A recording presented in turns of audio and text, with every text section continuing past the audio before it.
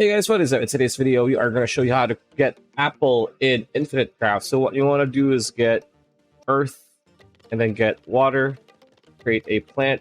Now that you've created a plant, what you want to do is get wind and put it here.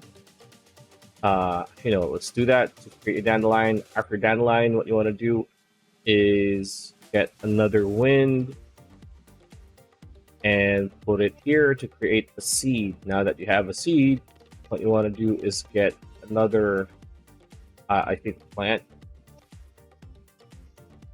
and then put it here. Grab another plant on top of the plant to get a tree, and then after that, get water,